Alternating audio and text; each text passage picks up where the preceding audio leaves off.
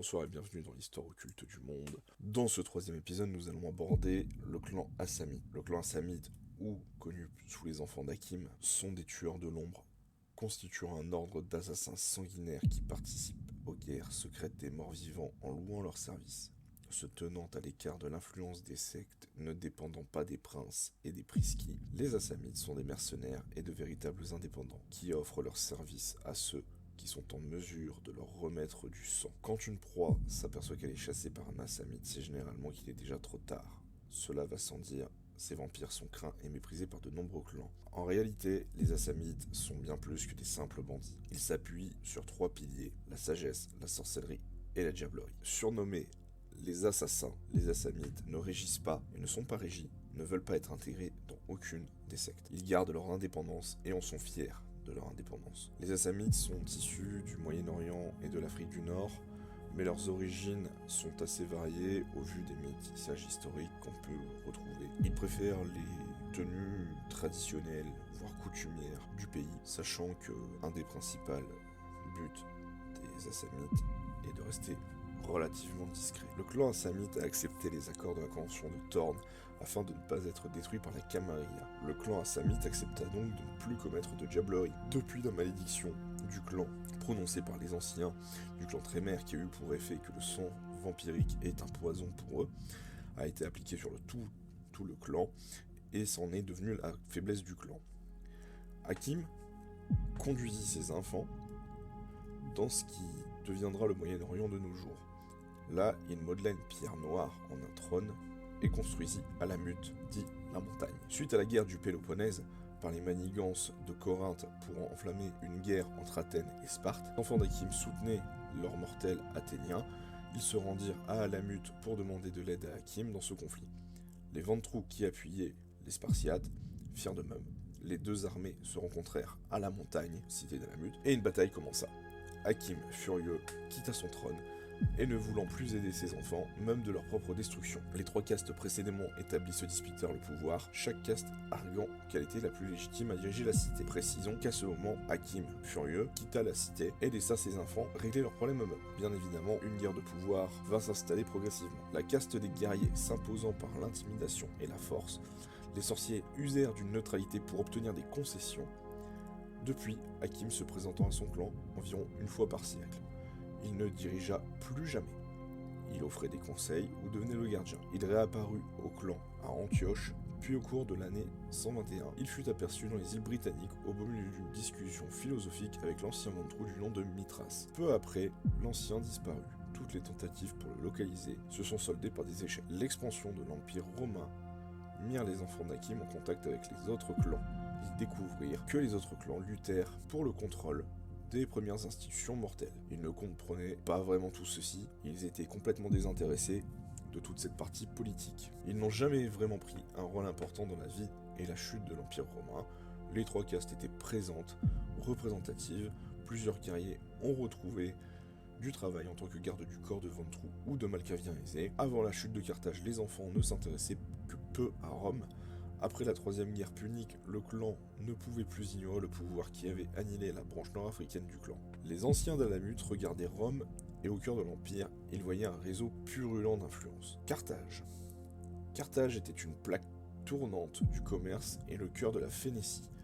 Peuplée de Brouja et d'enfants d'Hakim, Carthage ne pouvait pas être le paradis que leurs frères leur décrivaient, car ils savaient trop bien ce qu'apportaient les excès d'une vie déclarée aux mortels. Hakim avait formé ses lignées contre une telle décadence. L'effort uni des mortels et caïnites pour la ville était idyllique, rendant les enfants d'Hakim d'abord suspicieux, puis complaisants. Les enfants de Carthage ont oublié leur héritage pour se joindre au rite Baal que les plus décadents Brouja célébraient. Entre les deux premières guerres puniques, un guerrier découvrit cette traîtrise.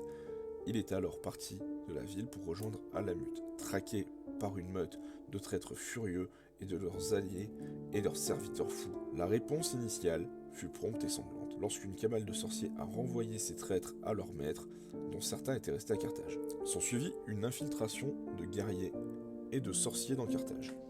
Dans un lieu aussi bondé de caïnites, ils pouvaient facilement cacher leur intention, et dans certains cas, leur présence, durant les mois ou les années. Lorsque Rome a porté son dernier coup, les enfants loyaux ont silencieusement frappé leurs frères décadents et bouffis de Vitae, privant de leur soutien les Brujas carthaginois à une époque où les maîtres de la ville avaient besoin de leurs alliés. Les Romains ne se préoccupaient pas des alliés cachés. Seule une poignée de survivants meurtris a pu échapper à la chute de Carthage. Les 23 Malkaviens et leurs alliés sont détruits ainsi que tout autre caïnite dans l'enceinte de la ville. Le prophète. À la fin du 6e siècle, un mortel est né qui allait modeler pour toujours la destinée de sa terre natale. Son nom était Mahomet. En l'an 609, Dieu lui a parlé par le biais de l'ange Gabriel. À sa mort le 8 juin 632, il avait accompli ce qu'aucun prophète occidental n'avait réussi avant lui. Il avait conquis sa propre terre sacrée et avait obtenu le pouvoir militaire, politique et religieux durant sa vie. Les enfants d'Hakim y voyaient un écho des préceptes d'Hakim. Un murmure prétendait que l'islam était la volonté d'Hakim. Une guerre contre Chorazin ou Chorazin, petite ville de Galilée maudite par Jésus, commença.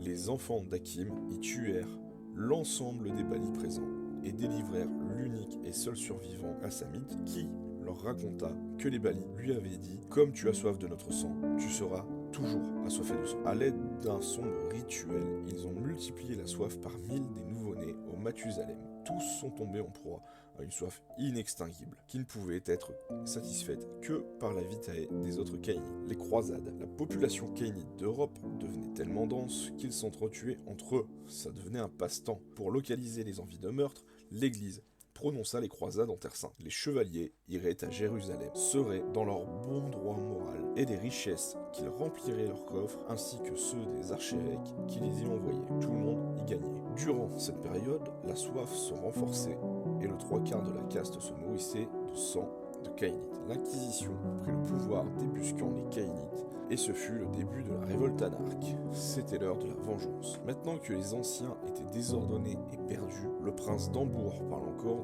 de la nuit des cendres, lorsque le clan assamite a décimé l'ensemble des caïnites de Berlin, le laissant seul survivant pour qu'il puisse raconter les faits. En 1486, la Camarille a déclaré une chasse au sang contre tout le clan assamite ainsi qu'à tous ses membres. L'aîné a plaidé à contre-cœur pour la paix lors du traité de Tyr en 1496, dans le but d'adoucir la paranoïa de la Camarille. Puis, les Trémères ont lancé leur malédiction sur l'ensemble du clan, lui interdisant, ainsi que tous ses membres, de se nourrir de vitae et d'autres caïnites. Une stupeur et une terreur ont suivi. Comment les sorciers du sang ont-ils fait? Une malédiction imposée à toute une lignée était hors de portée, même des puissants sorciers. Même celle que leur avaient lancée les adorateurs de démons avait été alimentée par la rancune de l'adversaire lui-même. L'aîné est le plus vieil ancien caïnite qui dirige lorsqu'Hakim partait pour ses fréquents voyages. Lorsqu'Hakim n'était pas à Alamut était dirigé par l'aîné. Le Duat, c'est une assemblée qui rassemble les 3 castes, le calife des guerriers, le vizir des vizirs et l'AMR ou l'amir des sorciers. Ce Duat devient le conseil de l'aîné. Les Silsila, aussi appelés Shakari ou gardiens du sang, étaient autrefois les subordonnés directs du Duat. Aujourd'hui, ils remplissent leur rôle sous la supervision fanatique de Ur-Shulgi, l'actuel aîné. Ils sont les prêtres guerriers composés de ceux que le Duat et l'aîné pensent être les plus fidèles adhérents aux enseignements d'Hakim. Ils sont chargés de faire respecter les lois d'Hakim et de protéger la bibliothèque d'Alamut, du musée et des défenses internes, si jamais la montagne devait être prise d'assaut. La plupart sont des anciens, ils sont une vingtaine, la majeure partie d'entre eux sont des guerriers. Voici les 5 lois d'Hakim. La loi du commandement. Honorez l'aîné des vôtres, car il doit gouverner ma maison lorsque je suis absent. La loi de la protection. Protégez les mortels des descendants de Caïn et traitez-les toujours avec honneur. La loi de la destruction. Ne massacrez pas ceux du sang, car ce jugement appartient au seul aîné. La loi de la parole. Ne trompez pas ceux du sang, car ma maison est fondée sur la vérité. La loi du jugement. Jugez ceux du sang de Caïn et punissez-les s'ils en sont coupables. Vous l'avez compris, les Assamites sont un clan basé sur une culture d'assassins. Jouer un Assamite n'est pas recommandé à un jeune joueur au vu de la particularité et des subtilités que peuvent avoir et entraîner le jeu, notamment vis-à-vis des sectes. Si vous êtes un jeune MJ, je vous conseille les 6 clans de base de la Camarilla. Pour débuter, ce sera le mieux et ça vous sera le temps de découvrir à vous et vos joueurs le reste des secrets du monde des ténèbres. Comme d'habitude, n'oubliez pas de faire un tour sur le serveur de Bloodroll, le lien d'invitation dans la description. À plus tard pour une nouvelle histoire.